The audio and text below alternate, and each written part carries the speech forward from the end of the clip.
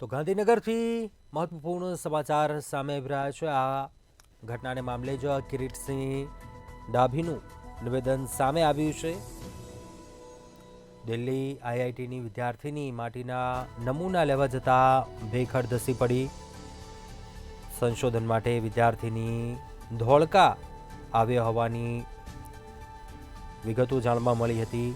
કિરીટસિંહ ડાભીએ જણાવ્યું કે દેશનું મોટું મ્યુઝિયમ દિલ્હીમાં બને છે। દિલ્હી આઈઆઈટીની વિદ્યાર્થીનીનું ભેખડ ધસી પડતા મોત નીપજ્યું, જ્યારે અન્ય વિદ્યાર્થીની ઇજાગ્રસ્ત હોવાનો પ્રાથમિક અહેવાલ છે। ધારાસભ્ય જે કમલમની બેઠક છોડીને ધોળકા જવા માટે રવાના થયા છે। આ ઘટના બન્યા બાદ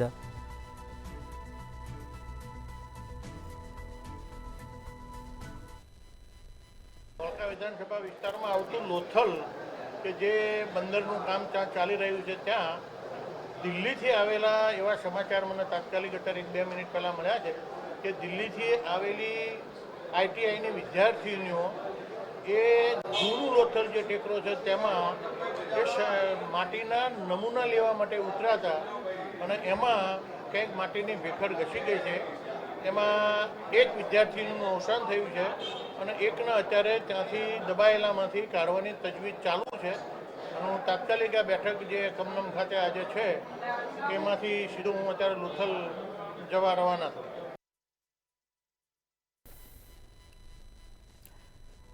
તો ધોળકાના લોથલમાં જે ઘટના બની છે તેને લઈ નિવેદન સામે આવ્યું છે કિરીટસિંહનું। તો કમલમની બેઠક છોડીને ધોળકા જવા માટે રવાના થયા છે।